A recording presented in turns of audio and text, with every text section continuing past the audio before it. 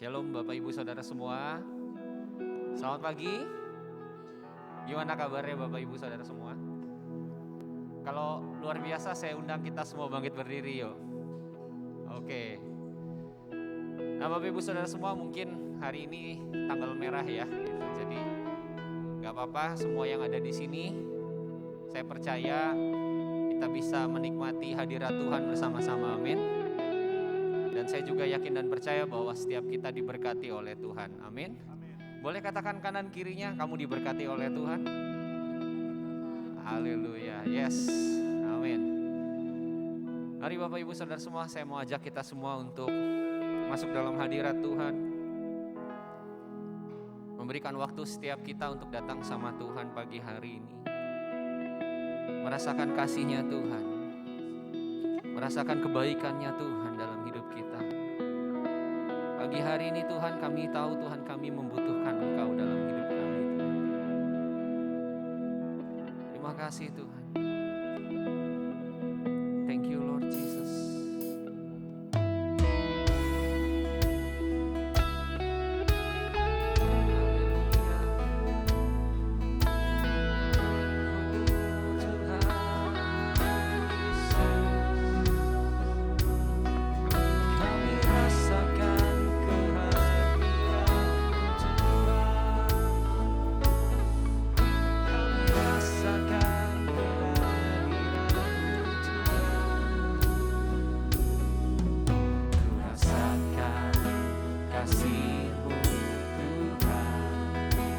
Ku rasakan kuasa-Mu,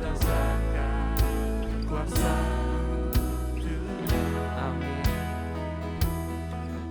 Ku rasakan kasih kuasa Roh Kudus, ku rasakan kehadiran.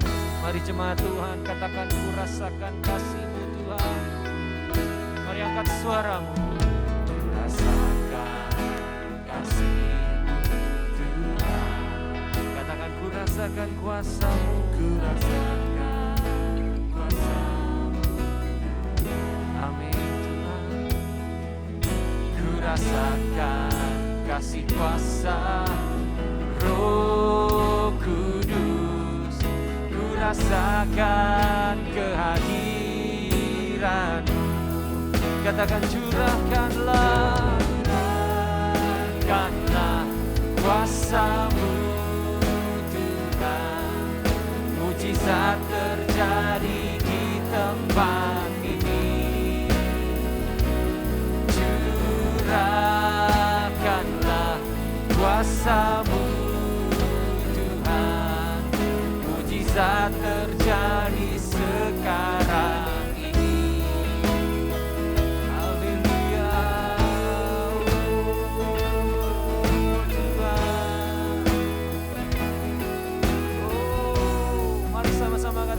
Rasakan kasih-Mu Tuhan, ku rasakan kuasa-Mu, Yesus Tuhan. Ku rasakan kasih kuasa Roh Kudus, ku rasakan kehadiran. Katakan, curahkanlah kuasa-Mu Tuhan. Katakan, mujizat terjadi di tempat ini. Oh, haleluya. Curahkanlah kuasa-Mu Tuhan, mujizat terjadi sekarang. Mari katakan, curahkanlah kuasa-Mu Tuhan, mujizat terjadi di tempat ini. Katakan, curahkanlah, amin Tuhan. Kuasa-Mu Tuhan, mujizat terjadi sekarang ini. Mari Bapak Ibu semua katakan, curahkan. Angkat suaramu pagi hari ini.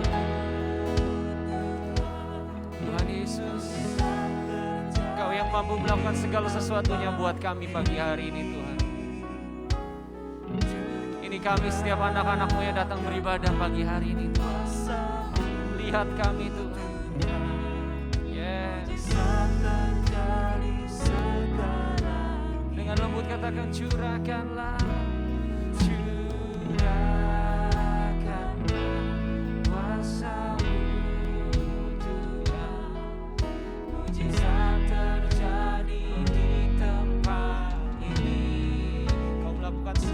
Buat kami Tuhan,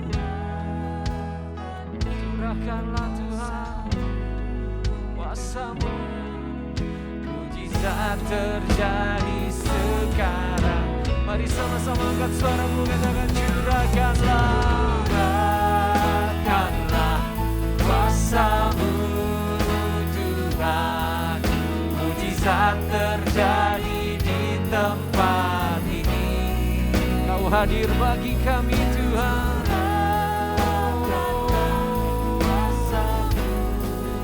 Tuhan, mujizat terjadi sekarang. Katakan mujizat terjadi sekarang ini. Mujizat terjadi sekarang. Mujizat-Mu Tuhan, mujizat terjadi sekarang. Mari kita sembah Dia.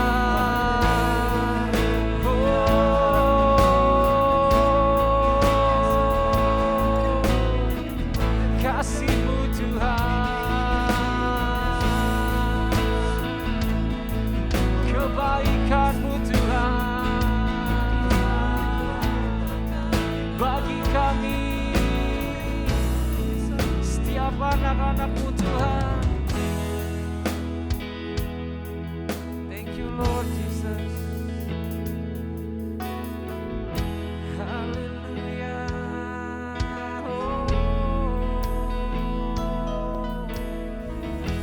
Kami ingin meninggikan nama-Mu pagi hari ini Tuhan.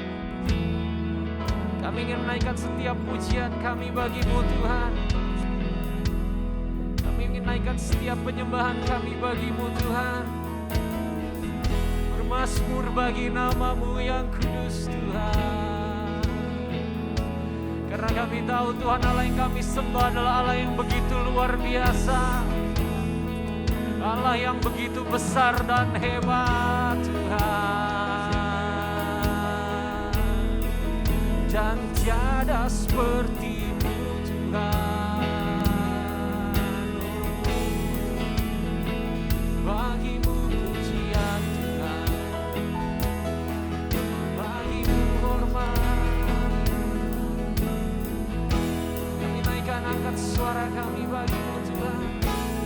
Bagi Dia segala pujian, hormat serta syukur, kekal selamanya. Bagi Dia segala pujian, hormat serta syukur, selama-lamanya. Katakan bagi Dia. Mari Bapak Ibu semua katakan angkat suara. Bagi Dia segala pujian, hormat serta syukur, kekal selamanya. Bagi Dia segala pujian, hormat serta syukur, selama-lamanya. Mari angkat suaramu katakan bagi Dia. Oh, bagi Dia segala pujian, hormat serta syukur, kekal selamanya. Bagi Dia segala pujian, hormat serta syukur, selama-lamanya. Bagimu segala pujian Tuhan.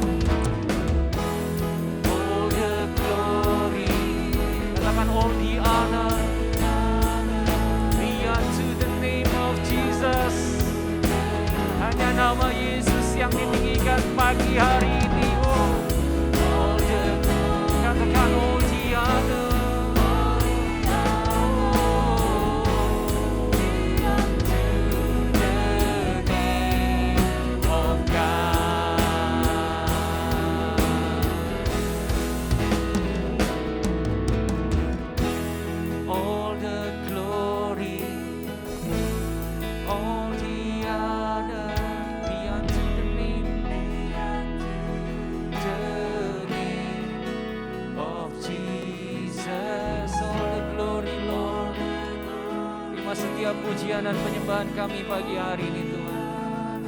Biar Kau yang diagungkan, dimuliakan. The name of God. Bagi Dia segala pujian, hormat serta syukur kekal selamanya. Bagi Dia segala pujian, hormat serta syukur selama-lamanya. Sekali lagi katakan, bagi Dia.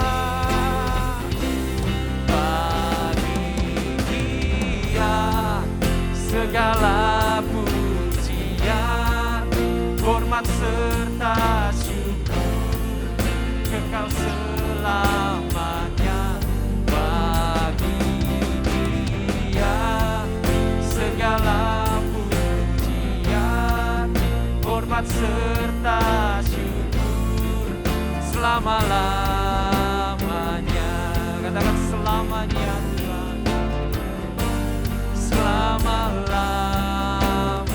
Sekali lagi katakan selama-lamanya. Selama-lamanya. Bagi-Mu Tuhan segala pujian. Haleluya. Haleluya Tuhan. Terima kasih Bapa. Terima kasih Tuhan. Tuhan, kalau kami ada Tuhan pagi hari ini Tuhan. Kalau kami beribadah pagi hari ini Tuhan, semuanya bukan tentang kami Tuhan. Tapi semuanya adalah tentang Engkau Tuhan. Dan pagi hari ini Tuhan, kami tahu Tuhan setiap kami yang datang ini Tuhan gak layak dan gak sempurna di mata-Mu Tuhan. Gak ada satupun Tuhan yang mungkin Tuhan menganggap dirinya kudus, sempurna Tuhan. Gak ada Tuhan di tempat ini Tuhan. Tapi kami tahu pagi hari ini Tuhan, kalau kami boleh ada dan berdiri Tuhan untuk datang kepadamu Tuhan, di hadirat-Mu Tuhan, semuanya karena Engkau Tuhan. Semuanya hanya karena kebaikan dan kemurahan Tuhan yang telah mati buat kami Tuhan. Kami sadar pagi hari ini Tuhan, kalau orang lain di sana Tuhan boleh memberikan persembahan Tuhan, membayar harga Tuhan. Dalam bentuk Tuhan mungkin saat ini kami lihat Tuhan, membayar dalam bentuk yang lain Tuhan, untuk membayar dosa mereka Tuhan, membayar setiap kesalahan mereka Tuhan, memberikan satu hal yang mungkin baik bagi Tuhan. Tapi kami anak-anak-Mu yang di tempat ini Tuhan, seharusnya kami lebih sadar Tuhan bahwa Engkau memberikan yang terbaik, yaitu diri-Mu sendiri Tuhan. Dan kalau kami tidak menghargai itu Tuhan, dan kalau kami tidak ingat itu Tuhan, betapa terlalunya kami Tuhan. Pagi hari ini Tuhan, biarlah Engkau beracara buat setiap kami Tuhan. Biar Engkau ada dan hadir di tempat ini Tuhan, memenuhi setiap kami Tuhan. Kami mengucap syukur Tuhan, buat setiap kami yang saat ini Tuhan sedang dalam pergumulan hidup Tuhan, dalam permasalahan Tuhan, sakit penyakit Tuhan. Mungkin kami gak tahu Tuhan, besok ada sesuatu hal yang menunggu kami, dan mungkin ini jadi pemikiran kami Tuhan, jadi beban hidup kami Tuhan, kami gak tahu Tuhan. Tapi pagi hari ini Tuhan, Kau yang akan menjawab semua itu Tuhan. Kau yang membukakan pintu buat setiap kami Tuhan. Kau yang menolong kami Tuhan. Bagi-Mu segala pujian dan hormat Tuhan. Kemuliaan hanya bagi Tuhan. Terima kasih Tuhan, kami mau buka ibadah kami pagi hari ini Tuhan, hanya di dalam satu nama Tuhan Yesus Kristus yang kami puji, kami sembah dan kami cintai. Setiap kita yang percaya kita katakan amin. Shalom Bapak Ibu semua. Haleluya. Bapak Ibu boleh kasih tos ya kiri kanannya ya. Bilang ayo bersukacita bagi Tuhan gitu. Ayo bersukacita bagi Tuhan. Ayo bersukacita bagi Tuhan. Kalau ada yang gak ada temannya, coba di atas boleh tuh kiri kanan ya. Gak ada teman samperin ya. Yang sendirian disamperin, oke? Haleluya. Bapak Ibu Saudara semua, semangat untuk memuji Tuhan pagi hari ini. Saya belum dengar nih. Yang di atas semangat memuji Tuhan. Wah tuh yang paling senior malah paling kenceng suaranya ya. Yang muda-muda kalah sama yang senior yang baju putih ya. Yang di bawah kita semangat memuji Tuhan, amin. Was, luar biasa. Ayo Bapak Ibu kita mau bersorak bagi Tuhan. Kita mau mengucapkan syukur kita bagi Dia, haleluya. Mari kita bertepuk tangan bagi Tuhan.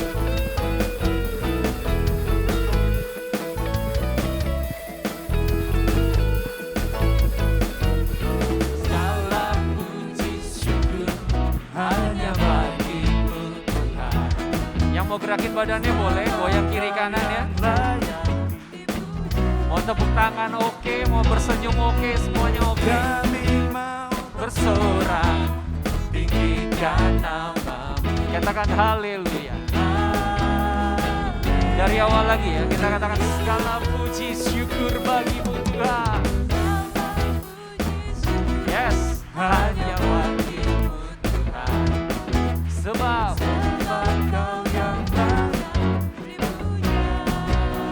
kami mau bersorak, tinggikan nama-Mu. Katakan haleluya. Yes. Sama-sama ya Bapak Ibu katakan soraklah, soraklah, haleluya, soraklah, haleluya, haleluya.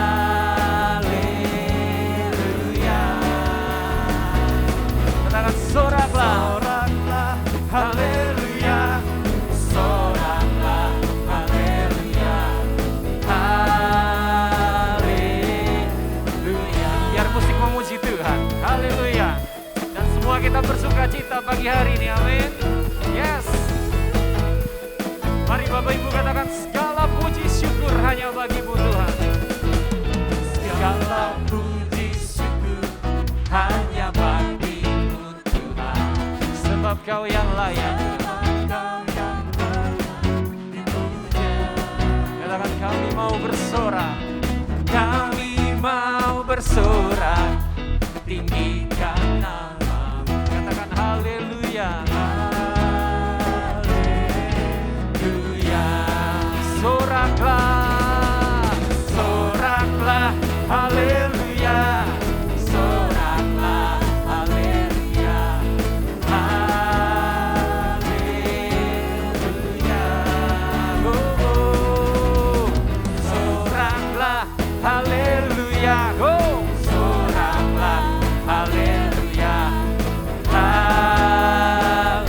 Bapak Ibu saya mau dengar suaranya Bapak Ibu, oke?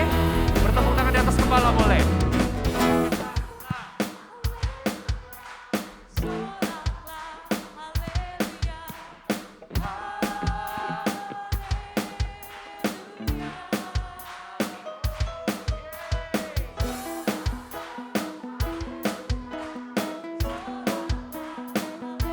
Luar biasa Bapak Ibu. Haleluya. Katakan soraklah sekali lagi yuk. Soraklah, haleluya. Soraklah, haleluya. Katakan haleluya.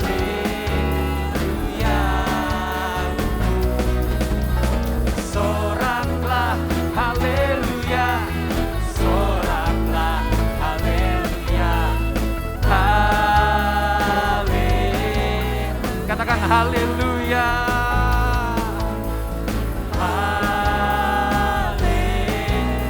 Sekali lagi katakan haleluya. Haleluya.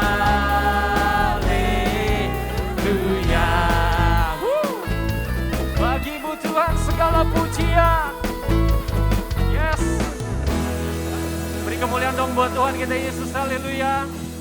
Bapak Ibu Saudara kalau ada yang capek silakan duduk gak apa-apa. Tapi kalau masih kuat berdiri, kita masih sama-sama berdiri ya. Karena yang di atas gak mungkin duduk ya kan. Oke Bapak Ibu Saudara semua, kita mau naikin satu lagi pujian buat Tuhan, amin. Yang masih siap untuk memuji Tuhan katakan haleluya. Lebih kencang lagi haleluya. Yes, kita beri tepuk tangan buat Tuhan kita Yesus, haleluya.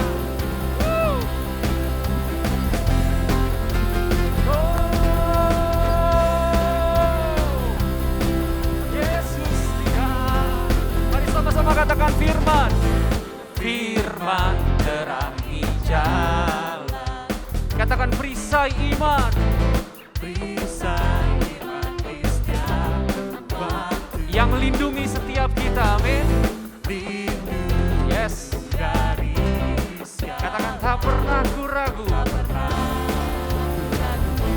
Diamenkan Bapak Ibu. Bersama Setia menjaga dengan kuasa mulia. Come on.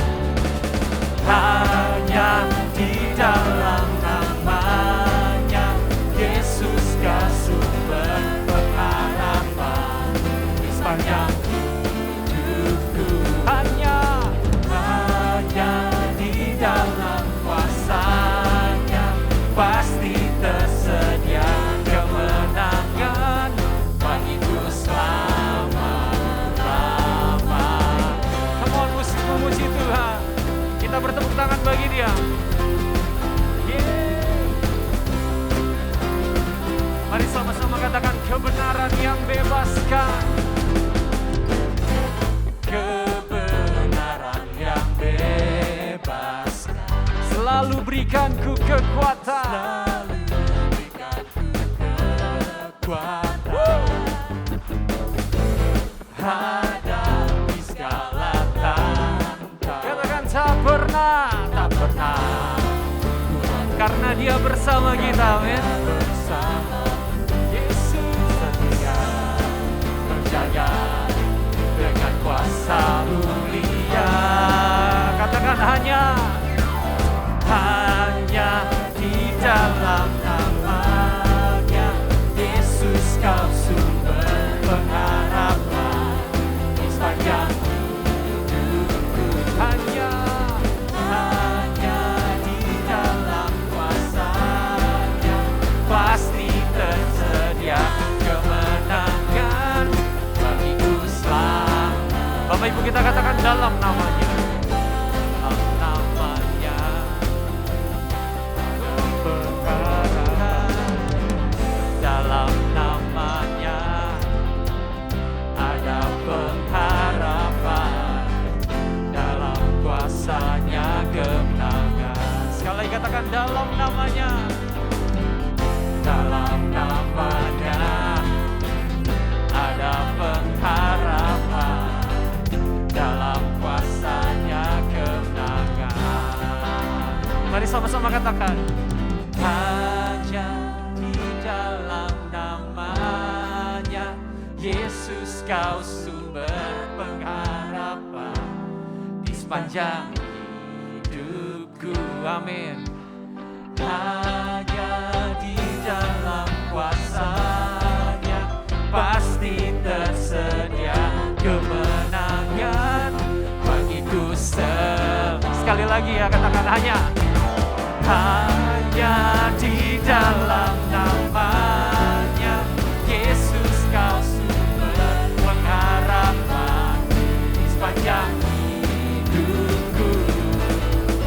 Hanya di dalam kuasa-Nya pasti tersedia kemenangan bagiku selama-lamanya. katakan Dalam namanya ada pengharapan. Dalam kuasa-Nya kemenangan.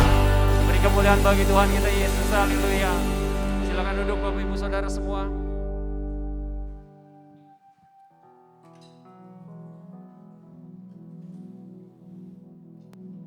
Kita mau siapin hati kita Bapak Ibu Saudara semua untuk masuk dalam firman Tuhan. Untuk diberkati oleh Tuhan lewat setiap firman yang akan disampaikan oleh hambanya pagi hari ini. Biar setiap kita boleh ambil waktu sama Tuhan pagi hari ini. Terima kasih Tuhan. Thank you Lord. Kau yang ada buat kami Tuhan pagi hari ini. Dan Kau ingin Tuhan kami hidup Tuhan seperti apa yang Kau mau Tuhan dalam hidup kami Tuhan. Terima kasih Bapa. Kami menaikkan satu pujian Tuhan buat Engkau Tuhan. Yang berkata kami mau seperti Engkau Tuhan Yesus. Kami mau seperti-Mu Tuhan walaupun gak gampang Tuhan. Walaupun gak mudah Tuhan, tapi biarlah setiap kami yang ada di sini Tuhan, tua ataupun muda Tuhan, biar kami belajar Tuhan menjadi seperti-Mu Tuhan. Lewat apa yang Kau sampaikan lewat firman-Mu Tuhan. Terima kasih Bapa.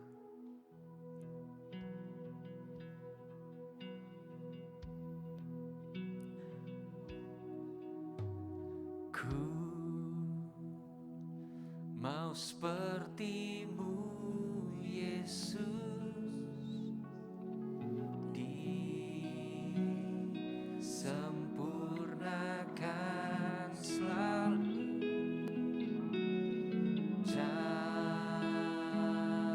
dalam segenap jalanku, memuliakan nama. Katakan, ku mau seperti-Mu Tuhan Yesus, ku mau seperti-Mu Yesus,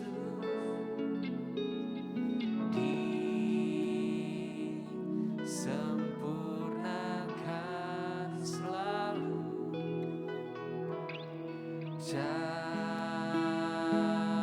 dalam segenap jalanku, memuliakan nama-Mu. Ku mau seperti-Mu Yesus, ku mau seperti-Mu Yesus,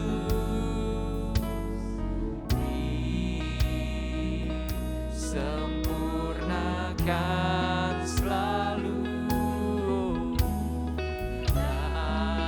dalam segenap jalanku,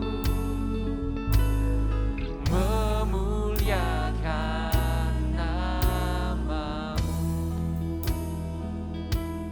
Mari Bapak Ibu Saudara semua kita naikkan pujian ini dari awal. Katakan, bagaikan bejana, bagaikan bejana, siap dibentuk, demikian hidupku di tangan-Mu, dengan urapan kuasa Roh-Mu, ku dibaharui selalu. Katakan, jadikan ku alat Tuhan setiap kami di tempat ini Tuhan, dalam yes,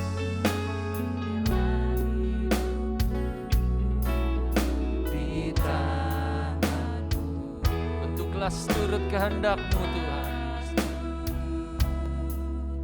kehendak, biar Kau pakai kami sesuai rencana-Mu Tuhan. Jadilah sesuai kehendak rencana-Mu Tuhan. Mari sama-sama katakan, ku mau seperti-Mu.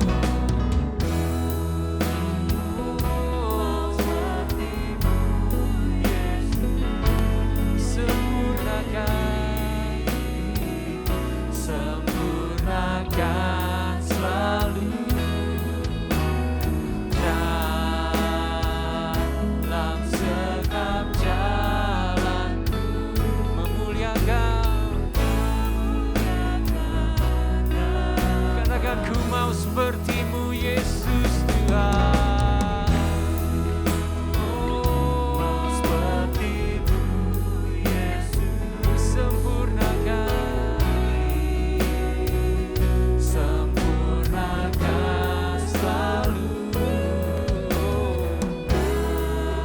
dalam segenap jalanku,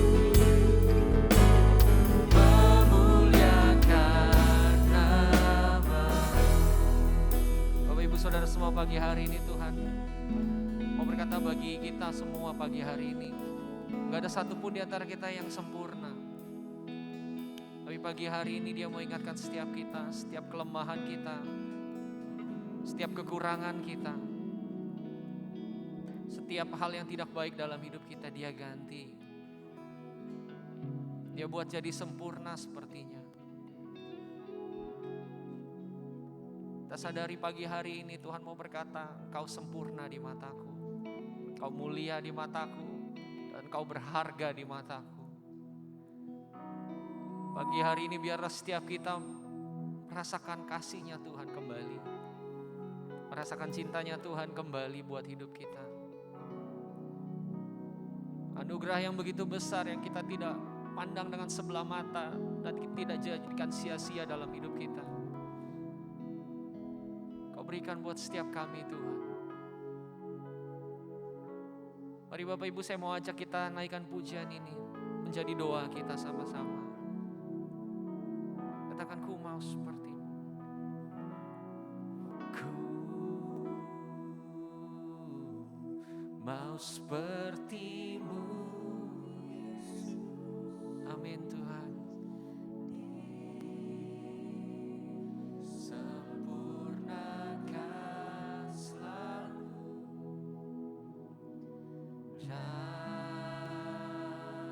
dalam segenap jalanku, memuliakan nama. Sekali lagi katakan, ku mau seperti-Mu Yesus. Kami undang Bapak Pendeta Stefanus Lukas.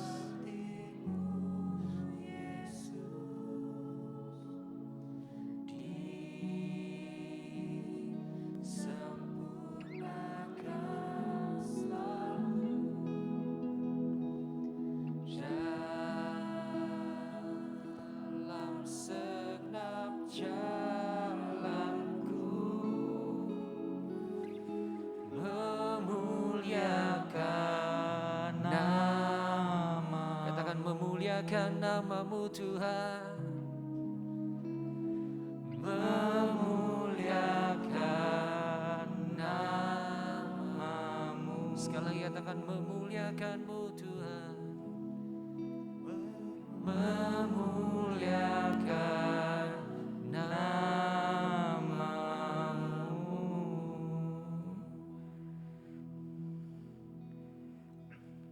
Sungguh Tuhan, keinginan kami adalah hidup kami sempurna di dalam Kau Tuhan.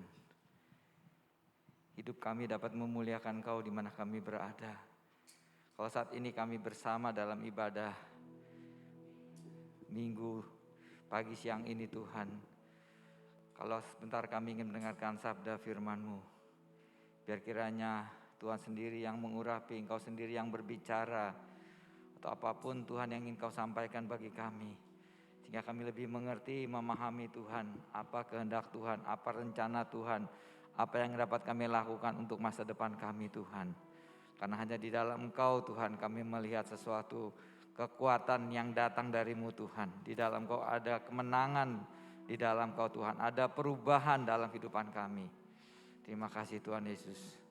Kami serahkan ini semua hanya di dalam nama Tuhan Yesus Kristus sebagai juru selamat kami. Haleluya. Semua yang percaya katakan amin. Amin.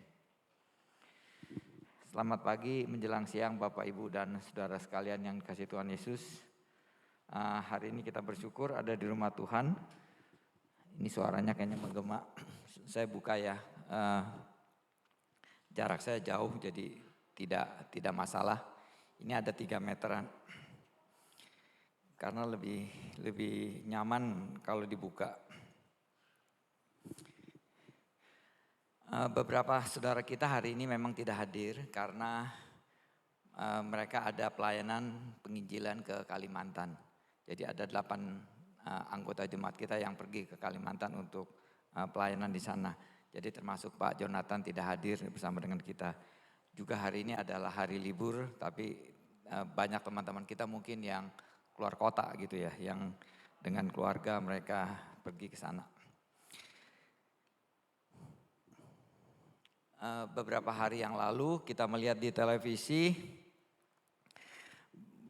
mantan Perdana Menteri Jepang, Shinzo Abe, ditembak oleh anggota bela diri Angkatan Laut Jepang.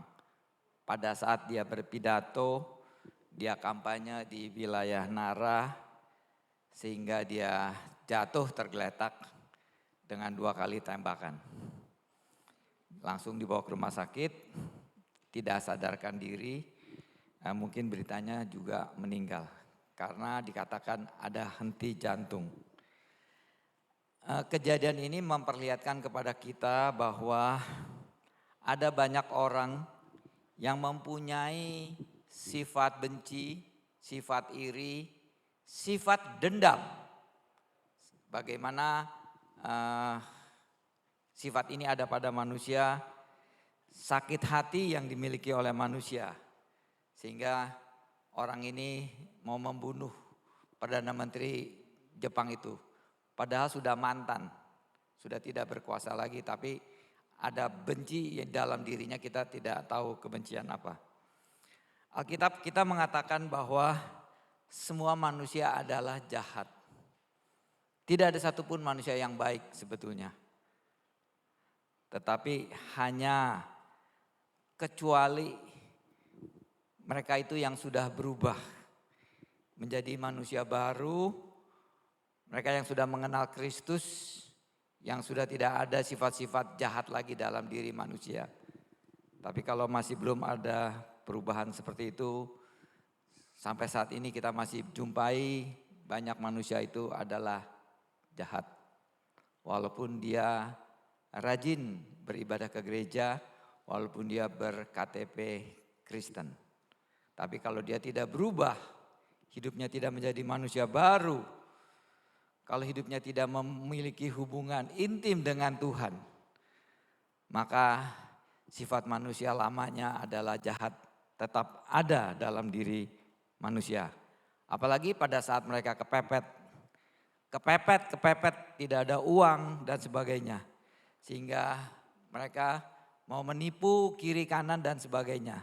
Karena hidup mereka adalah gelap. Mereka tidak tahu sikut kiri, sikut kanan karena gelap gitu kan. Walaupun dia Kristen KTP, tapi hidupnya seperti itu.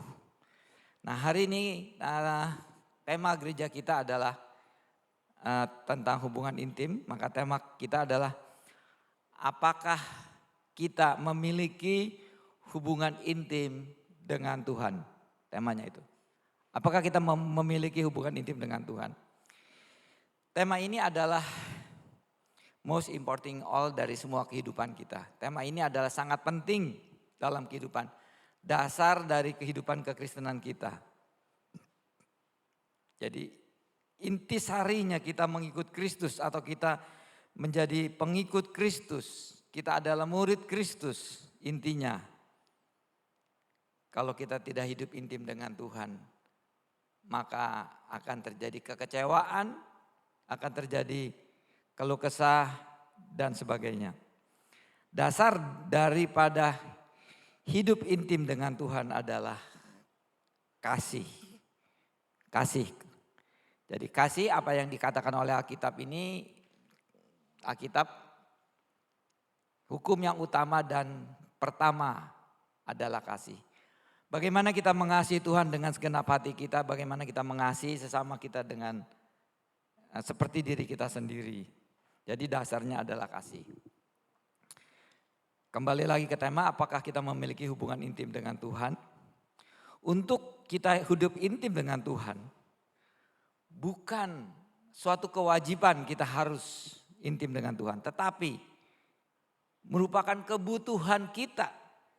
Kita butuh itu untuk hidup intim dengan Tuhan. Bukan kita wajib ya, jadi orang Kristen kita wajib intim. Enggak, kalau wajib nanti lebih repot begitulah. Tapi kalau kita butuh bahwa kita perlu intim dengan Tuhan.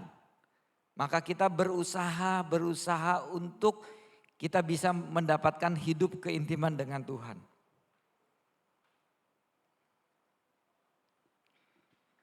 Hubungan intim dengan Tuhan contohnya adalah bagaimana hubungan seperti suami istri, hubungan yang intim.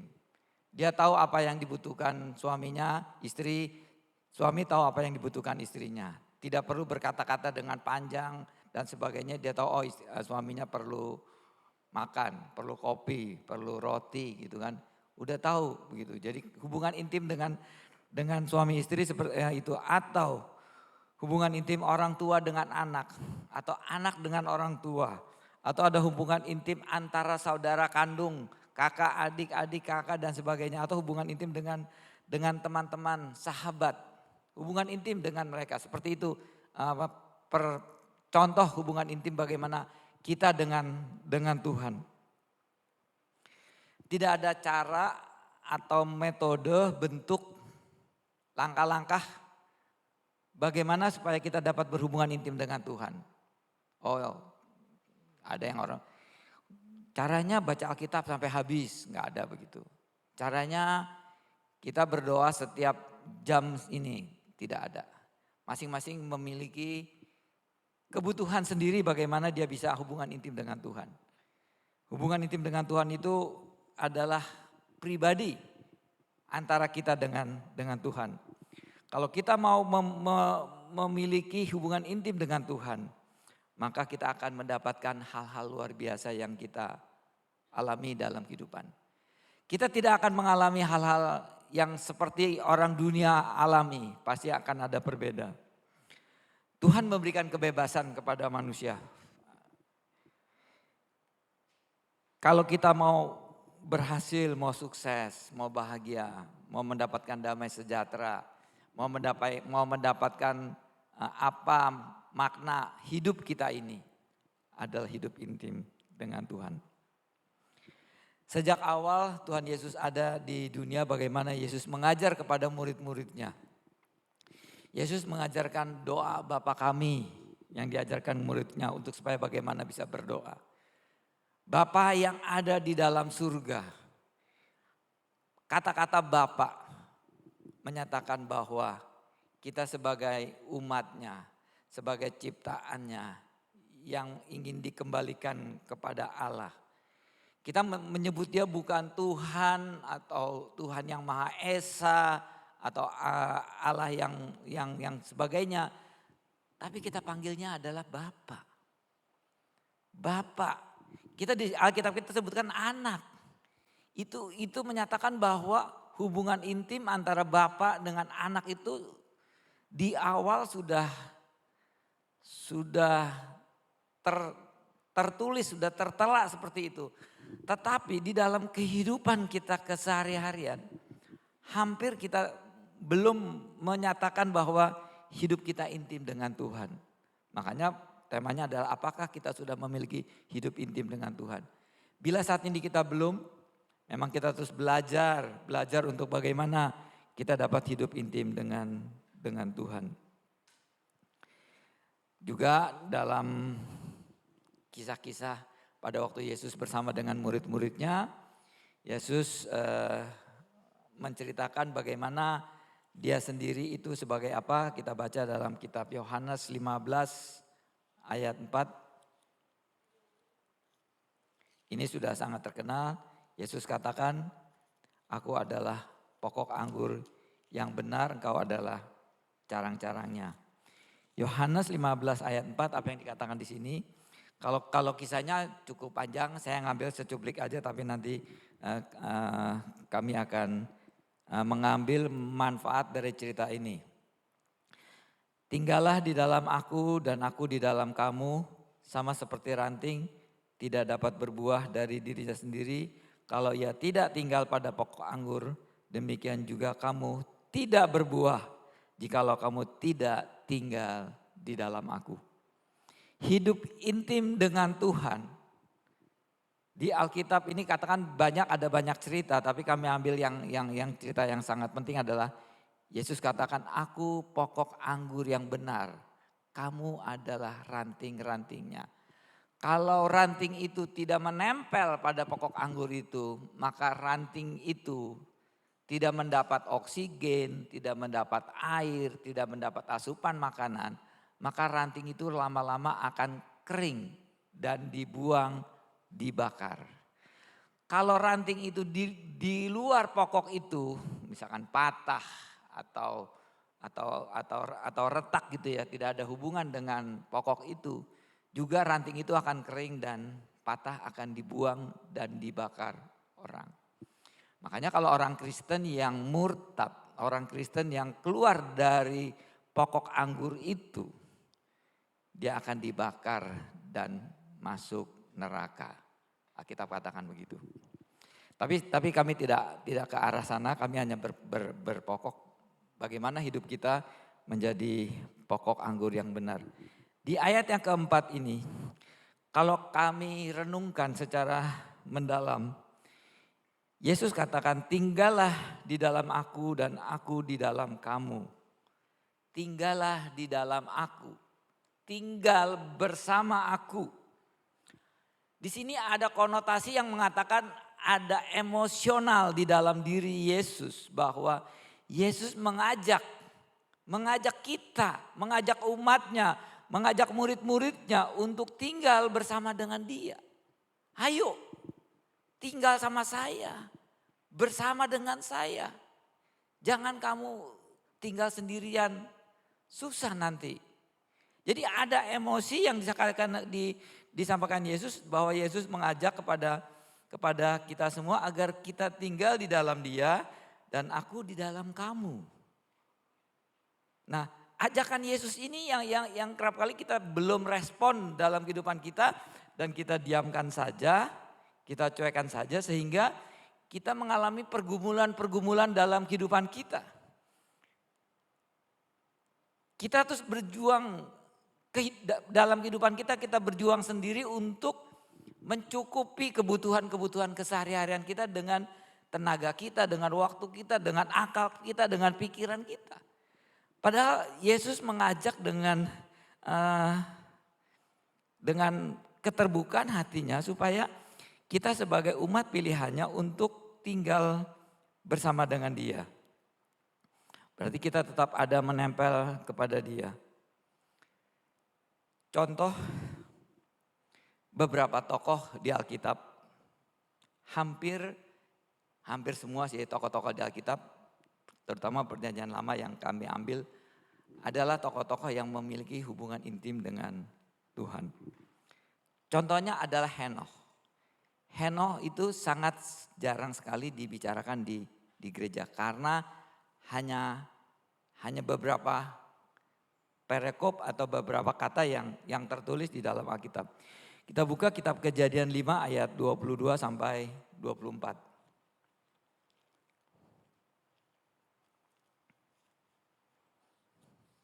Kejadian 5 ayat 22. Dan Henokh hidup bergaul dengan Allah selama 300 tahun. Setelah ia memperanakan jadi anaknya Metusalah. Dan ia memperanakan anak-anak lelaki dan perempuan. Ayat 23. Jadi Henokh mencapai umur 365 tahun. Jadi dia selama umur 65 dia belum bergaul dengan Allah. Tapi setelah umur 65, 300 tahun kemudian dia masih hidup. Selama 300 tahun dia bergumul dengan Allah. Betapa lamanya 300 tahun bergumul dengan Allah. Ayat yang ke-24. Dan Henokh hidup bergaul dengan Allah, lalu ia tidak ada lagi sebab ia telah diangkat oleh Allah. 2 kali ya, 2 ayat berdekatan dikatakan Henokh hidup intim dengan Tuhan. Henokh bergaul erat dengan Tuhan sehingga ia diangkat hidup-hidup. Dia tidak mengalami kematian tapi dia diangkat hidup-hidup. Zamannya Henokh itu zaman masa kesulitan, zaman manusia berbuat dosa karena ayahnya adalah Kain yang membunuh Habel.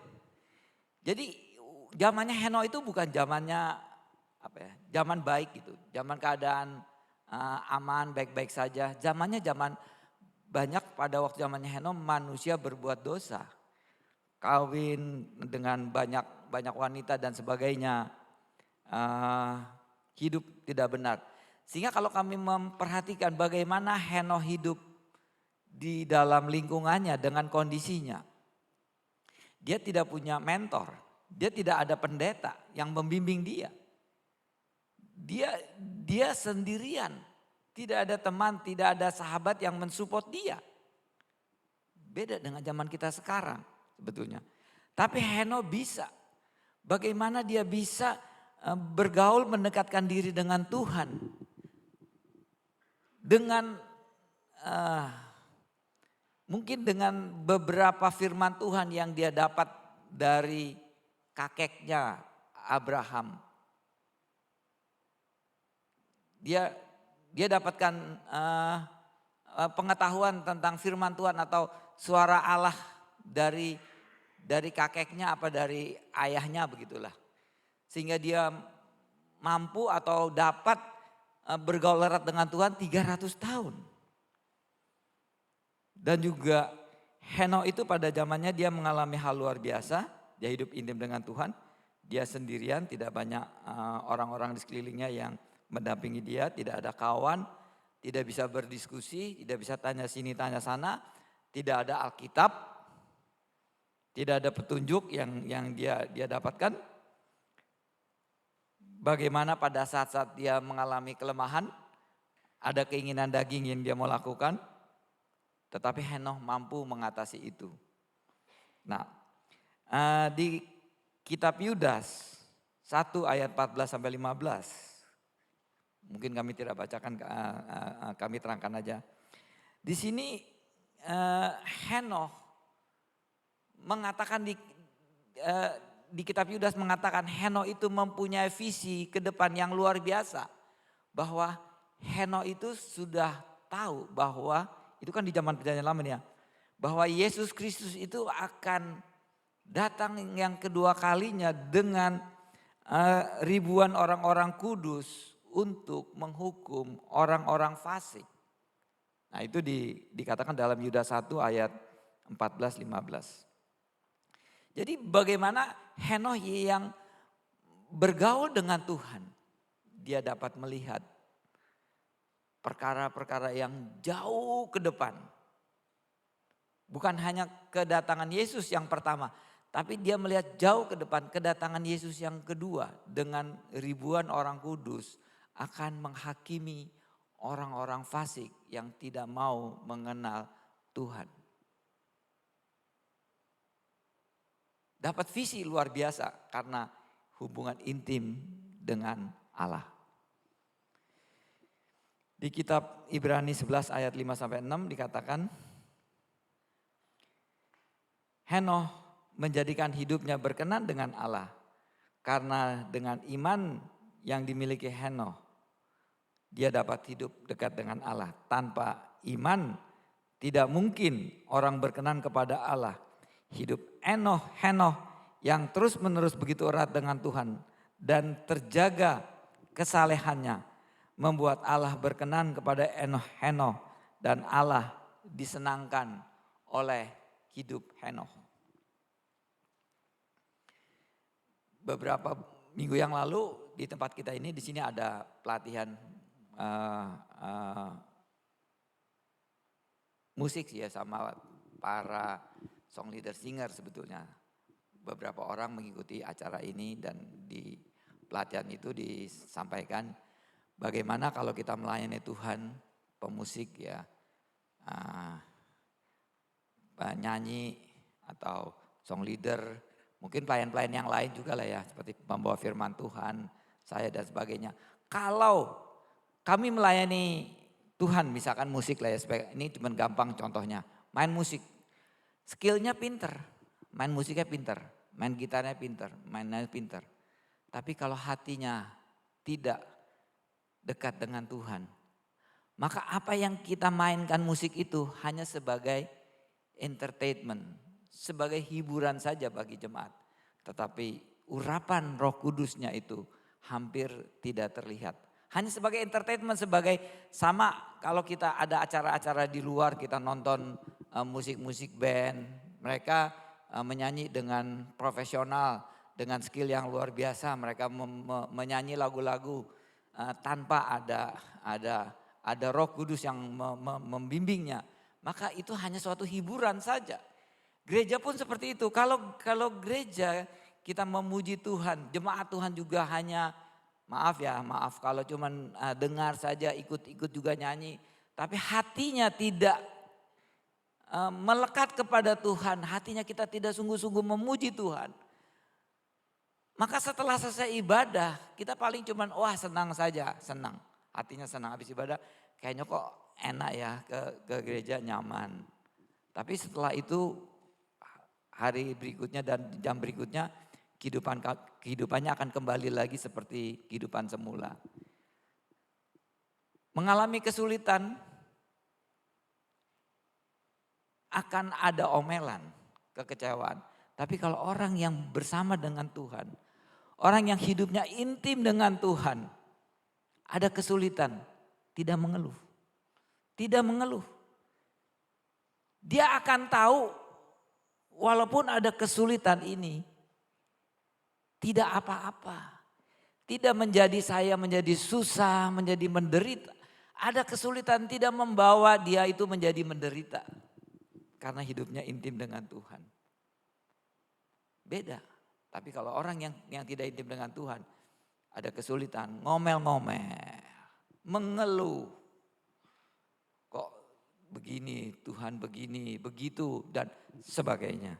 Kita lihat contoh yang lain.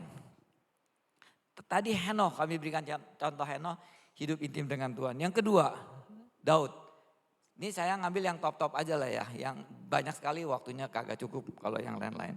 Daud kita baca dalam Mazmur 1 ayat 2. Mazmur 1 ayat 2, tetapi yang kesukaannya ialah Taurat Tuhan. Dan yang merenungkan Taurat itu siang dan malam. Daud kesukaannya Taurat Tuhan. Kalau kita ditanya ya, anak muda aku tanyaan yang di atas. Kamu sukanya apa? Misalkan John, kamu suka apa John? Sepak bola om. Satu lagi, Tin, ini maaf ya, yang namanya Tin John saya hanya sebagai contoh. Tin, kamu sukanya apa? Masak. Ke mall, nonton bioskop. Kesukaannya apa kita itu? Hobinya apa? Yaitu main musik. Tapi Daud katakan kesukaannya adalah Taurat Tuhan. Kesukaannya adalah firman Tuhan. Ada gak di antara kita orang gereja sini kalau ditanya, kamu kesukaannya apa? Saya kesukaannya ke gereja. Ada gak? Ada kali ya. Gila lu ke gereja. Lu anak Tuhan lu betul lu. Ada gak kesukaannya lu ke gereja? Gereja tiap hari, mamanya marah sama bapaknya. Lu ke gereja. Kesukaannya ke gereja, nggak ada. Ada yang ngomong gitu, kita panggil berapa orang lah, kita survei. 100 orang apa 200 orang satu-satu, sukanya apa lu, kesukaannya apa lu, kesukaannya apa lu. Ada gak yang bilang, anak Tuhan nih, kesukaannya saya ke gereja? Hampir tidak ada. Nah, Daud kembali ke sini adalah kesukaannya adalah Taurat Tuhan. Dan Daud terpilih menjadi Raja Israel. Kehidupannya mengalami proses dia menjadi raja. Proses yang luar biasa dia alami. Dia juga mengalami kepahitan dan juga dia mengalami kekecewaan yang luar biasa. Daud itu bukan berarti dia selalu senang-senang dan happy, tidak juga. Tapi Daud tetap memandang Tuhan di ayat yang ke-15. Mataku tetap terarah kepada Tuhan sebab ia mengeluarkan kakiku dari jaring-jaring. Artinya dia juga sebagai raja, kakinya terlepas dari jaring. Jadi mungkin dia hampir saja mungkin terjerambab apa ke bawah oleh malapetaka masalah yang besar. Apakah Daud orang baik? Daud juga tidak orang baik. Daud sebagai seorang pembunuh, dia membunuh anak buahnya, disuruh berperang. Kemudian istrinya diambil menjadi istrinya. Daud itu pembunuh, Daud itu penzina. Dia juga bukan orang baik. Dia dekat dengan Tuhan, tapi Tuhan masih pakai dia dan masih digunakan sebagai hamba Tuhan.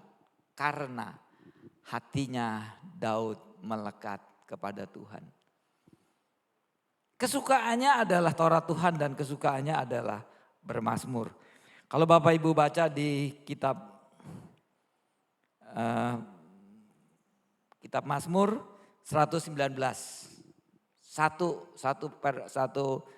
pasal Mazmur 119 di beberapa ayat itu sampai ayatnya 147 lebih, di ayat 119 di ayat ke 147 Daud katakan pada pagi buta dia mencari Tuhan dan firman-Nya. Mazmur 119 ayat 164 dia katakan setiap hari dia merenungkan firman Tuhan. Itu yang pasal 97. Terus di pasal 119 ayat 167 Daud katakan dia sangat mencintai firman Tuhan dan berpegang kepada peringatannya.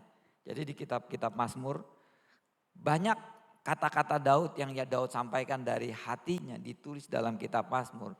Bagaimana kesukaan Daud adalah untuk memainkan musik dengan kecapi dan gambus. Itu di Mazmur 147 ayat 7 dan Mazmur 149 ayat 147 dan sebagainya. Kesukaannya adalah memuji Tuhan. Hidupnya intim dengan Tuhan. Walaupun dia bukan orang baik, dia orang berdosa. Tapi Tuhan masih pakai dia karena kerinduannya adalah mencari Tuhan. Apakah kita juga tidak bisa seperti mereka? Sesungguhnya juga kita bisa. Walaupun mungkin dalam kesibukan kita sehari-hari kita bisa hidup intim dengan Tuhan. Karena bukan hanya waktu yang diminta Tuhan. Tapi adalah hati kita dan kerinduan kita untuk mencari Tuhan. Di mana kita berada, kita mau mencari Tuhan. Hati kita kerinduannya terus bersama dengan Tuhan. Yang ketiga, contoh yang ketiga adalah Yosua. Kita buka Yosua 1 ayat 8. Ini juga ayat terkenal. Janganlah engkau lupa memperkatakan kitab Taurat ini, tetapi renungkanlah itu siang dan malam, supaya engkau bertindak hati-hati sesuai dengan segala yang tertulis di dalamnya. Sebab dengan demikian perjalananmu akan berhasil dan engkau akan beruntung. Yosua sebagai muridnya Musa, dia bersama-sama dengan Musa keluar dari tanah Mesir dalam perjalanan di Mesir itu untuk menuju ke tanah Kanaan. Kesukaannya Yosua adalah merenungkan Taurat Tuhan siang dan malam. Maka apa yang didapatkan oleh Yosua, maka hidupnya akan berhasil dan beruntung. Yosua dan Kaleb, dua orang itulah yang masuk ke tanah Kanaan. Yang terus dipimpin Tuhan, dijaga, dilindungi Tuhan dari musuh-musuh, dari orang-orang jahat. Dari segala halangan, rintangan yang dia alami. Tetapi dia dapat mengatasinya itu karena penyertaan Tuhan. Tanpa penyertaan Tuhan kita nggak bisa apa-apa. Kita mampu nggak bisa, kita mampu juga. Kondisi sekarang aja nih di Indonesia.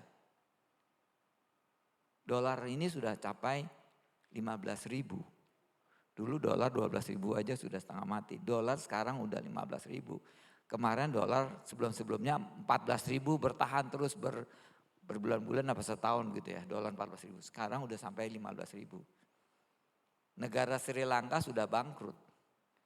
Indonesia sih nggak mungkin bangkrut lah ya, karena kita negara kaya. Kita penghasilan banyak, hampir semua kita penghasilan. Minyak kita penghasilan, hutan kita penghasilan, hasil hutan kita penghasilan, laut kita punya penghasilan. Cuman juga kita mengalami krisis juga, tapi tidak seberat negara-negara lain. Eropa itu sudah krisis. Keuangan sudah krisis. Amerika juga dikira agak krisis. Amerika juga krisis. Kalau Bapak Ibu lihat di teman-teman atau di televisi, mereka mengalami kesulitan ekonomi. Makanya di Indonesia kita juga apa-apa naik. Cabai udah 100.000 per kilo, bahkan lebih dan sebagainya. Belum bawang yang lainnya. Semua sudah naik. Jadi kehidupan ini kalau kita tangani sendiri dengan kekuatan kita, dengan kemampuan kita, berat. Berat. Nah, untuk itu kita sebagai anak Tuhan ada keuntungan yang kita dapati. Yaitu kita mesti dekatkan diri kepada Tuhan sebagai pengharapan kita yang memberikan pertolongan kepada kita. Pada saat-saat sulit kita tahu bahwa Dia akan menolong kita. Dan kita sadar dan kita yakin bahwa Dia adalah Tuhan yang hidup. Yang hidup. Dia tidak diam saja dan Dia tidak bertumpang tangan. Kalau kami coba merangkum apakah ciri-ciri orang yang akrab dengan Tuhan atau intim dengan Tuhan? Yang pertama adalah kerinduannya ibadah. Kerinduannya memuji Tuhan. Kerinduannya bermazmur. Kerinduannya menyembah Tuhan. Kerinduannya Taurat Tuhan. Itu ciri pertama. Jadi kita tahu apakah kita ada hubungan dengan Tuhan apa tidak. Oh, kalau belum, ya bagaimana kita memiliki kerinduan itu. Kalau itu sudah ada satu modal, poin supaya kita dapat hidup intim dengan Tuhan. Yang kedua, hati kita ada sukacita, ada damai sejahtera. Walaupun saat ini kita mengalami kesulitan, mungkin ekonomi, mungkin anak, mungkin keluarga, mungkin pekerjaan, kesulitan, mungkin penyakit, kesulitan ini, kesulitan itu, kesulitan ini, ada kesulitan. Tetapi ada sukacita. Karena tahu, walaupun saya mengalami kesulitan, Tuhan akan menolong saya. Tetap aja sukacita. Enggak ada tertekan, mengeluh dan sebagainya. Itu ciri yang kedua.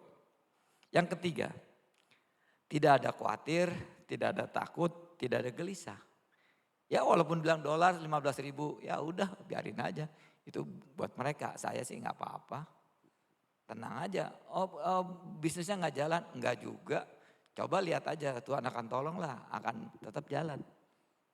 Tidak ada rasa takut dan khawatir, kebingungan dan sebagainya. Yang keempat ada penyertaan Tuhan. Kita bisa merasakan apakah ada penyertaan Tuhan. Tuhan kan berjanji bahwa kita akan disertai Tuhan.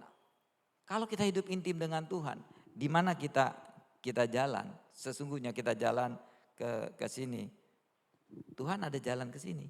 Saya balik ke sini, Tuhan juga balik ke sini.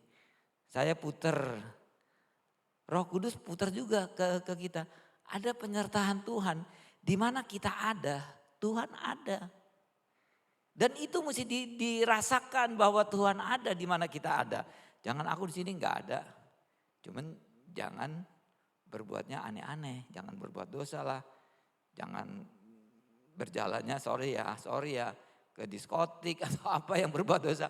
Ya pasti Roh Kudus nggak ada lah di situ lah ya. Dan kita kan berbicaranya yang positif. Jadi kemana kita berjalan ada penyertaan Tuhan. Enggak usah dibingungin, apapun yang kita kerjakan Tuhan ada. Kita bekerja di tempat bekerja kita, Tuhan ada di tempat pekerjaan kita. Kita berbisnis, Tuhan ada di tempat bisnis kita. Makanya di Roma 8 ayat 28, Tuhan turut bekerja. Turut bekerja bagi orang yang mengasihi Dia. Di mana kita bekerja, Tuhan juga bekerja, ada. Sehingga sebetulnya kalau ada Tuhan, kita bekerja sedikit, hasilnya cukup banyak. Tapi kalau kita tidak ada, kita bekerja sedikit, hasilnya sedikit. Kita bekerja banyak, dapatnya banyak. Kan itu manusiawi aja, manusia seperti biasa. Tapi kalau Tuhan menyertai kita tidak usah terlalu lelah-lelah tapi uang datang. Begitu. Ada yang punya istilah, uang mencari kita. Ada yang istilah begitulah ya. Tapi ini karena rohani, Allah menyertai kita. Hidup kita intim dengan Tuhan. Di mana kita berada, Tuhan menyertai kehadirannya. Dan kita rasakan kehadiran itu ada. Ada Dia, kita nggak usah khawatir lah sama orang jahat. Mana mungkin orang jahat bisa ngelawan kita, di belakang kita ada Tuhan. Boleh aja orang jahat melakukan kita, tapi coba lihat dia akan mengalami apa gitu. Yang kelima, hidup kita mengalami hal-hal luar biasa. Kita akan mengalami mujizat yang kita tidak duga luar biasa yang akan terjadi. Sehingga kita cuma takjub aja, oh ternyata Tuhan itu baik ya. Saya nggak sangka loh, saya dapat proyek misalkan yang berdagang ya. Luar biasa, saya dapat padahal saingan saya banyak misalkan. Saya takjub juga misalkan saya diangkat menjadi manajer gitu. Terjadi hal-hal luar biasa yang kita tidak alami. Bagi anak-anak sekolah, mungkin saya lagi mau masukin sekolah ke SMA negeri mana, nggak masuk tapi ijazah nilaiku kecil. Tapi ternyata bisa masuk juga ya. Aku juga nggak sangka bisa masuk sekolah padahal nilaiku kecil, misalkan seperti itu dan sebagainya. Banyak hal-hal luar biasa yang terjadi ya yang kita tidak pikirkan, semua itu akan terjadi. Masih banyak contoh-contoh tokoh yang lain ya. Ada tokoh di kitab Perjanjian Lama, Daniel. Bagaimana Daniel disuruh menyembah raja, pada zamannya raja buatkan surat edaran tapi dia tidak mau. Dia tetap menyembah Tuhan, dia ditangkap, dia dimasukkan ke dalam gua singa. Bagaimana hubungan intim juga dengan Tuhan luar biasa Daniel. Sehingga singa tidak mampu untuk menerkamnya. Karena Daniel mempunyai hidup yang intim dengan Tuhan. Begitu pula Musa. Musa dia dipakai Tuhan. Dia punya hidup yang intim dengan Tuhan. Dia bertemu dengan Tuhan di semak-semak. Kalau kita Perjanjian Lama ya, saya ambil singkat aja ceritanya. Bagaimana Allah berbicara kepada Musa di semak-semak. Semak-semak itu berapi. Dan Musa melepaskan sandalnya menghampiri Tuhan. Dan Tuhan berbicara kepada Musa untuk membawa keluar bangsa Israel itu. Dan bagaimana kuasa yang dimiliki Musa untuk membebaskan bangsa Israel dari Mesir. Dari Raja Firaun yang waktu itu dia mengekang tidak mau membebaskan bangsa Israel itu. Dengan tulah 1, tulah 2, tulah 3, tulah 4 sampai tulah yang ke-10 akhirnya raja itu mau melepaskan bangsa itu keluar dari Mesir. Bagaimana mujizat kuasa yang dimiliki oleh Musa karena Tuhan. Karena hubungannya intim dengan Tuhan. Musa yang tidak bisa apa-apa, yang dia katakan aku tidak bisa berbicara dan saya tidak punya kemampuan apa-apa. Tapi karena dia hubungan intim dengan Tuhan. Tongkatnya dapat membelah laut. Tongkatnya air pahit jadi tawar. Bagaimana bangsa itu dibawa keluar oleh Musa dengan kondisi yang berat. Di mana bangsa itu selalu ngomel, selalu bersungut-sungut di hadapan Musa. Padahal beberapa kali mereka melihat mujizat Tuhan, beberapa kali mereka melihat mujizat Tuhan. Bagaimana mereka menyertai bangsa Israel itu keluar dari Mesir, baik tiang awan, tiang api, mereka dilindungi pada saat panas, mereka dilindungi pada saat malam hari dingin. Bagaimana mereka dapat makanan mana dari surga yang turun kepada mereka. Tapi bangsa itu masih tetap ngomel, padahal Tuhan menyertai bangsa itu dan sudah jelas mujizat itu terjadi. Kagak mungkin bisa turun dari langit mana. Tidak mungkin turun daging, burung-burung jatuh di depan mereka dan mereka makan daging. Kalau tidak ada tiupan dari Tuhan meniup burung itu dan burung itu jatuh dan mereka makan daging pada masa-masa itu. Cerita ini diceritakan kepada anak cucu mereka. Perjalanan bangsa Israel itu ada suatu cerita sejarah panjang bagi bangsa Yahudi. Sehingga mereka mengenal nenek moyangnya bagaimana Allah menyertai dalam kehidupan mereka pada saat di Mesir sampai ke tanah perjanjian. Walaupun mereka sudah mendapatkan cerita itu dari nenek moyangnya, dari kakek-kakeknya, dari ayahnya, dari ayahnya atas. Tetapi sampai saat ini bangsa Yahudi itu masih belum mengenal Allah dengan benar. Dan dia tidak mau menerima Yesus Tuhan sebagai Tuhan dan Rajanya. Karena dia masih berpegang pada aturan-aturan Taurat yang dia dapatkan pada orang tuanya itu. Kembali ke tema kita adalah bagaimana hubungan intim Musa dengan Tuhan. Kalau Musa dia naik ke Gunung Sinai dan dia bertemu dengan Tuhan, dia berpuasa 40 hari 40 malam di Gunung Sinai. Akhirnya dia mendapatkan 2 loh batu, yaitu hukum Taurat yang Tuhan berikan kepada Musa.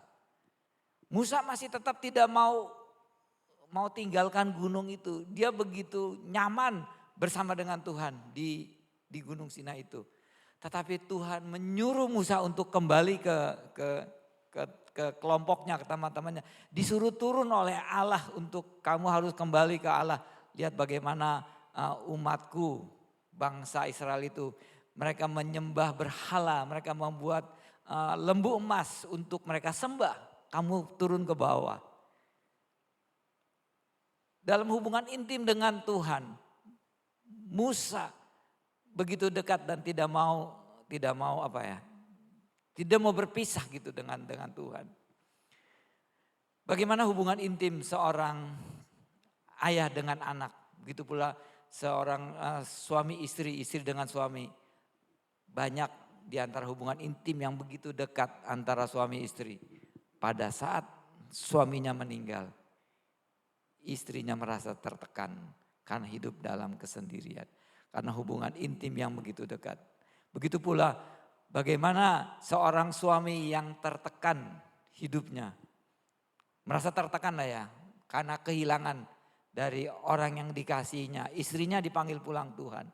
Biasa bersama-sama, tinggal sendirian.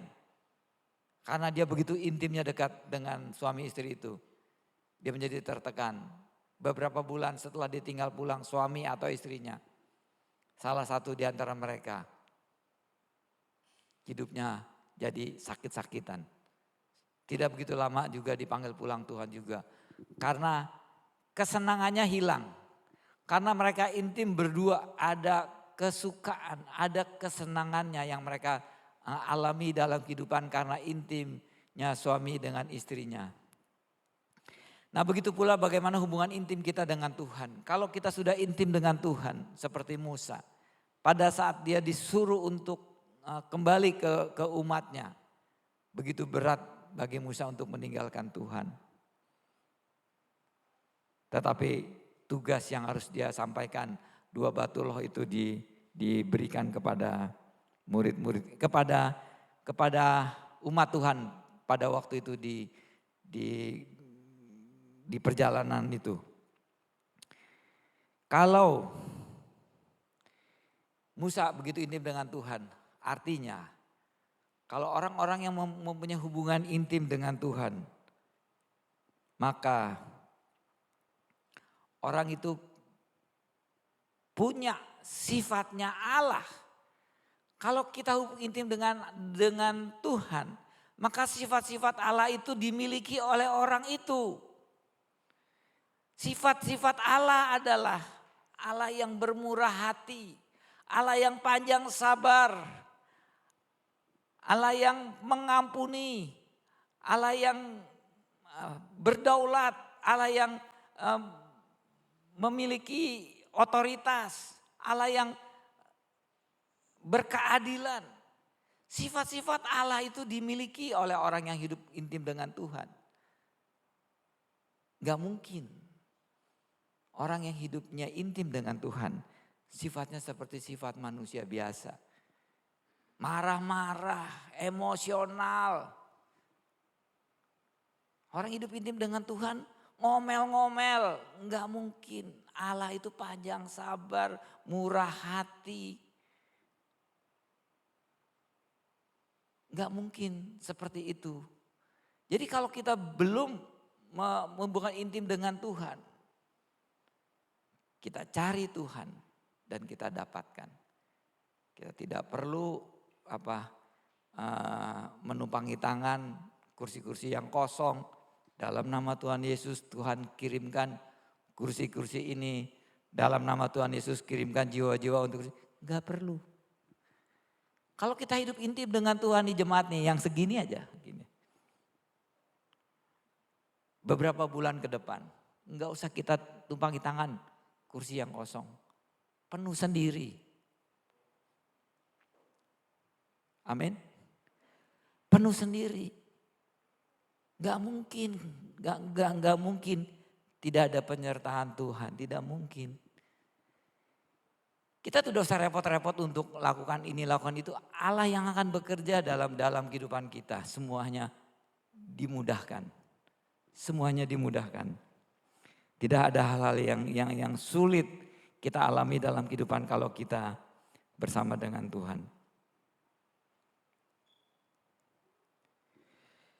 Ada kisah sebagai penutup. Bagaimana seorang ayah dengan putrinya yang begitu dekat, intim dan akrab. Ayah dan anaknya putri. Kemana-mana pergi mereka berdua. Jadi kalau ayahnya sudah pulang kerja, mereka sering ngobrol bersama. Mereka jalan bersama.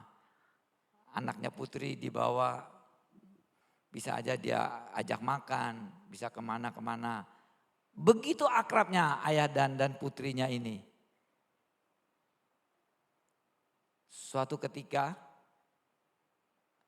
ayahnya ngajak putrinya untuk ke toko. Putrinya menolak. Tidak bisa ayah karena kami ada kesibukan. Oke, ayahnya bikin gak apa-apa. Terus kesempatan lain ayahnya mengajak untuk putrinya duduk mengobrol sama dia. Putrinya juga katakan, maaf ayah tidak bisa, saya juga ada urusan. Berikutnya juga ayahnya ajak lagi putrinya untuk berkunjung ke saudaranya. Ditolak lagi sama putrinya, tidak bisa ayah, karena saya ada urusan. Beberapa kali ayahnya mengalami penolakan dari putrinya. Sehingga ayahnya berpikir, biasanya tidak seperti ini.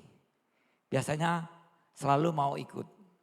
Tetapi terjadi perubahan 180 derajat dari perilaku putrinya. Apa yang terjadi? Apakah ada kata-kata saya yang lalu mungkin menyinggungnya? Sehingga dia sakit hati sama saya. Ayahnya berpikir seperti itu, tapi kayaknya tidak ada. Saya tidak pernah menyampaikan kata-kata kasar kepada putri saya. Saya tidak pernah marahi, tidak pernah pukul, tidak pernah apa. Sehingga tidak mungkin si putri saya sakit hati. Tetapi pikiran itu terus berkecamuk dalam hidupnya dan hubungan itu mulai renggang karena waktulah. Jadi setiap kali diajak putrinya menolak, tapi ayahnya tidak mendapat penyebabnya, tidak didapatkan. Tapi pada satu ketika ayahnya ulang tahun, si putri membawa kado bagi ayahnya. Dikasih kado tas yang begitu bagus. Yang dia buat sendiri dengan disulam. Tas itu disulam dengan sulaman yang bagus. Ini membuat kejutan bagi ayahnya. Karena di hari ulang tahunnya. Dia katakan, ayah, ini ulang tahun ayah. Saya berikan hadiah ini untuk ayah. Terus dibuka ayah, setelah dibuka si anak putri ini katakan, ayah ini adalah hasil tangan jeripayah putrinya yang buat sendiri. Tidak beli di toko gitu enggak. Dia buat sendiri, dia nyulam sendiri, dia buat tas ini sendiri sampai jadi untuk ayahnya. Sebagai kado ulang tahunnya. Setelah ayah terima kado itu, diterima, dikatakan, wah terima kasih nak.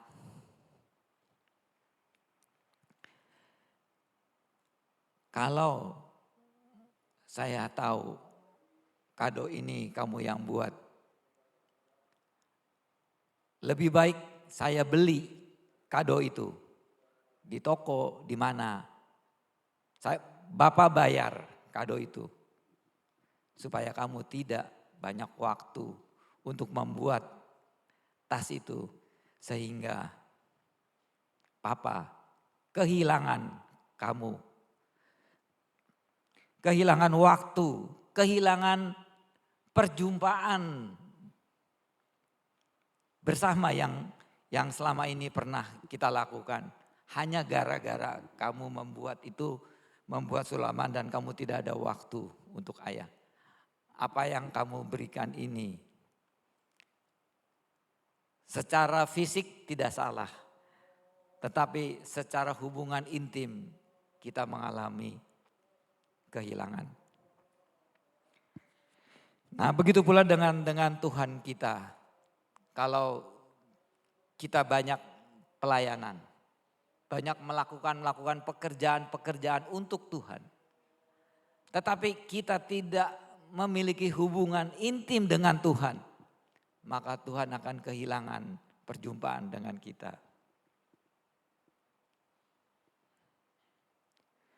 Allah yang mendahului mengajak kita untuk kita berhubungan intim dengan Dia. Bukan keinginan kita, bukan diawali dari inisiatif kita. Tapi inisiatif Tuhan yang mau supaya kita berhubungan intim dengan Tuhan. Respon kita terhadap ini kurang dan tidak dipahami oleh jemaat Tuhan dan banyak orang. Pada hari ini kita bersyukur kalau Tuhan mengingatkan kita kembali supaya kita mendekatkan diri kepada Tuhan dan hubungan intim dengan Tuhan. Maka apa yang kita butuhkan, apa yang kita inginkan, apa yang kita cita-citakan, apa yang kita rencanakan, apa yang kita mau, semuanya itu telah disediakan Tuhan. Kita baca kitab Mazmur 1 ayat 1 sampai Mazmur 1 ayat 3 aja. Mazmur 1 ayat 3 kita baca. Ia seperti pohon yang ditanam di tepi aliran air yang menghasilkan buahnya pada musimnya dan tidak layu daunnya. Apa saja yang diperbuatnya berhasil. Jadi di Mazmur 2 ini tadi bagaimana Daud mengatakan, tetapi yang kesukaannya ialah Taurat Tuhan dan merenungkan Taurat itu siang dan malam. Ya seperti pohon yang ditanam di tepi aliran air yang menghasilkan buah pada musimnya dan yang tidak layu daunnya. Apa saja yang diperbuatnya berhasil. Pemain musik dan song leader mohon bisa naik ke depan. Kalau hubungan kita intim dengan Tuhan, segala kebutuhan kita, apapun yang kita perlukan. Tidak usah minta-minta lah. Tidak usah minta ini, minta itu. Tuhan tahu. Apa saja yang diperbuatnya berhasil. Sama seperti tadi di kitab Yosua 1 ayat 8 yang kita baca. Yosua intim dengan Tuhan. Apa yang diperbuatnya berhasil. Apa yang kita inginkan di dunia ini. Tidak lain dan tidak bukan adalah keberhasilan kita. Sebagai pegawai, kita mau hidup kita menjadi pegawai yang berhasil. Sebagai pengusaha, kita mau pengusaha yang berhasil. Sebagai siswa atau mahasiswa, mau menjadi mahasiswa yang berhasil. Kalau hidup kita bersama dengan Tuhan dan kita hidup intim dengan Tuhan. Kita mencari Tuhan. Maka tidak ada kesulitan dalam kehidupan. Tidak ada kekecewaan dan tidak ada keluhan. Kita akan menikmati hidup itu dengan damai sejahtera dan sukacita. Walaupun di sekeliling kita bergejolak, kalau ekstrim ya. Terjadi hal-hal aneh di sekeliling kita. Kita tetap nyaman dan tenang-tenang saja. Tidak menjadi kebingungan. Amin. Kita angkat satu pujian. Kami undang Bapak, Ibu dan saudara sekalian, kita mau berdiri, kita mau muji Tuhan dan kita mau berdoa.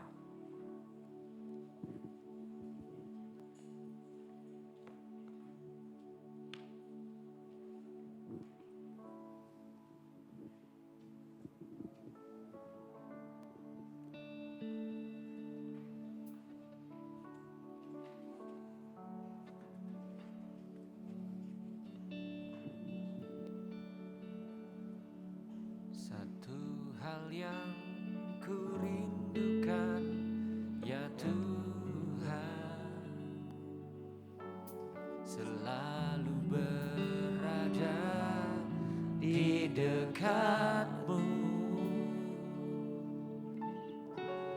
dengan segenap hati, dengan segenap jiwa. Ku menanti di hadirat-Mu. Lebih dalam lagi ku rindu Kau Tuhan, lebih dari segala yang ada, lebih dalam lagi ku cinta Kau Yesus, ku mengasihi-Mu.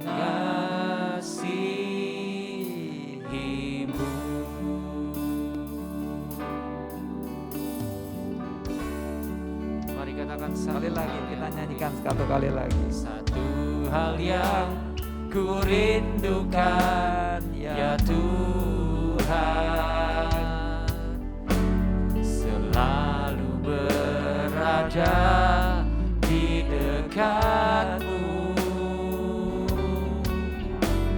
dengan segenap hati, dengan segenap jiwa. Ku menanti di hadirat-Mu.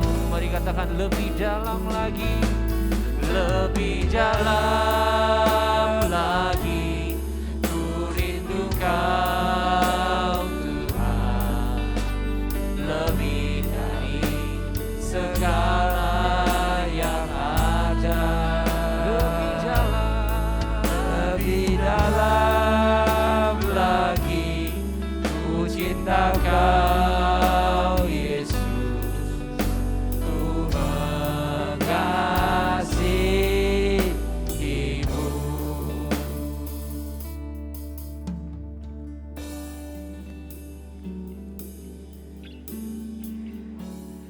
Kalau ada Bapak Ibu dan saudara sekalian yang ingin rindu untuk hidup dekat dengan Tuhan, biar dia mau angkat tangan dan kita mau sama-sama berdoa. Biar kita semua rindu untuk hidup dekat dengan Tuhan. Bapa di surga, kami berdoa Tuhan bagi jemaat-Mu Tuhan yang hari ini rindu untuk Engkau Tuhan, hidup intim dengan Engkau Tuhan. Mereka yang angkat tangan Tuhan, Kau prioritaskan hidupnya Tuhan. Kau proteksi mereka Tuhan dari hal-hal yang tidak benar, yang tidak baik. Pikiran-pikiran jahat, pikiran-pikiran yang serong Tuhan. Kau kuduskan kami dan sucikan kami Tuhan. Terima kasih Bapak kalau firman-Mu telah kami dengar.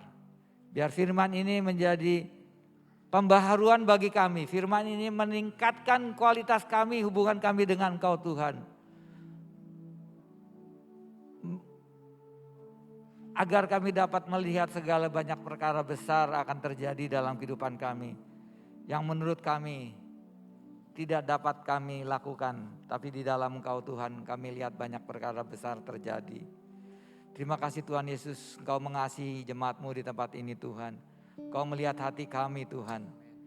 Engkau melihat kerinduan kami. Dan Engkau melihat kebutuhan jemaat kami. Terima kasih Tuhan Yesus, kalau hamba-Mu telah selesai memberitakan firman. Tapi biar Roh Kudus yang meneruskan firman ini dalam hati kami masing-masing. Agar firman ini tertanam dalam hati kami dan menjadi rema bagi kami. Sehingga ada terjadi perubahan besar yang dahsyat untuk masa yang akan datang Tuhan. Tuhan pakai kami semua sebagai alat Tuhan di mana kami berada. Dan banyak jiwa dimenangkan untuk Engkau Tuhan. Terima kasih Tuhan Yesus, terima kasih. Kami berdoa dan kami peralaskan hanya dalam nama Tuhan Yesus Kristus sebagai juru selamat kami. Semua yang percaya katakan amin.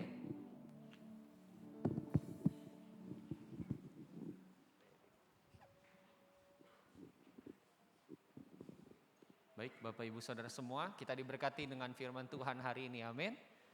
Dan saya juga diberkati oleh firman Tuhan yang disampaikan oleh Bapak Pendeta Stefanus, biar kita sama-sama boleh semakin dekat, intim dengan Tuhan, amin. Bapak Ibu Saudara semua, pengumuman hari ini dari sekretariat mungkin tidak ada, tetapi saya mewakili sekretariat ingin mengucapkan terima kasih kepada pelayanan Bapak Pendeta Stefanus Lukas. Tuhan Yesus memberkati Om dan seluruh keluarga. Semakin tambah semangat melayani Tuhan Om, dan menjadi berkat buat gereja, dan sehat selalu. Dan juga untuk setiap pelayan Tuhan yang ambil bagian hari ini, kami ucapkan terima kasih, dan Tuhan Yesus yang memberkati Bapak Ibu Saudara semua sekalian. Dan mungkin juga Bapak Ibu Saudara semua, kita juga perlu sama-sama Jemaat GKPY untuk mendukung gereja ini. Beberapa pokok-pokok doa ya Bapak Ibu Saudara, kalau kita perhatikan kebutuhan dari gereja, baik itu akses kita keluar masuk dari lingkungan kita, Bapak Ibu tolong terus doakan biar kita punya akses yang enak untuk bisa masuk gitu ya. Dan juga beberapa rencana mungkin kalau boleh gereja kita makin maju dan berkembang ya, baik secara fisik tempat gitu ya, mungkin ke kiri dan ke kanan gitu ya. Bapak Ibu bantu untuk terus dukung dalam doa. Dan juga untuk setiap hamba Tuhan, Om Jo, Om Steph, Om Daniel, dan seluruh majelis, pengerja, dan pelayan Tuhan. Dan buat jemaat kita semua di tempat ini, kita saling berdoa bersama-sama, amin. Oke, Bapak Ibu Saudara semua, kita akan akhiri ibadah kita siang hari ini. Saya undang Bapak Ibu Saudara semua untuk kembali bangkit berdiri, dan untuk doa berkat kami persilakan Om Stefanus.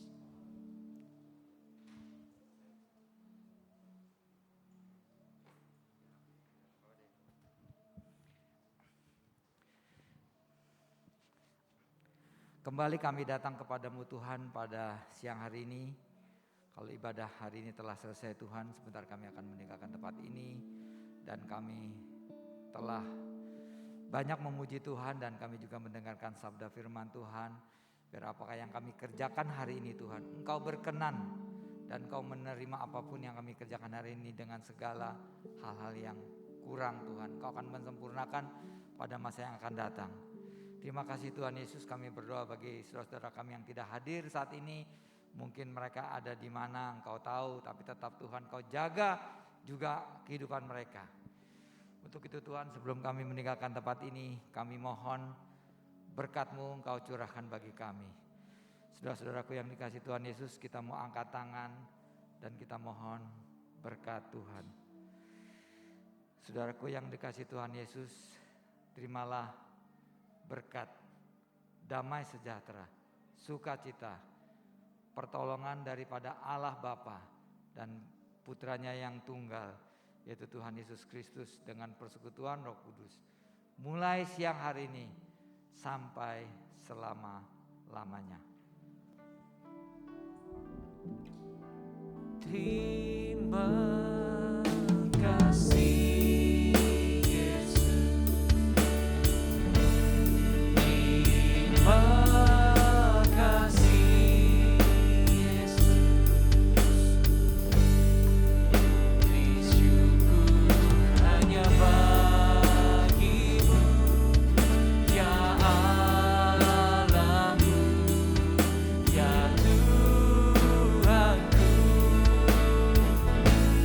Terima kasih Yesus, terima kasih Yesus, beri syukur hanya bagimu, beri syukur hanya bagimu. Sekali lagi katakan, beri syukur hanya bagimu. Sama-sama katakan, terima kasih Yesus. Selamat hari Minggu, dan Tuhan Yesus memberkati Bapak Ibu Saudara semua.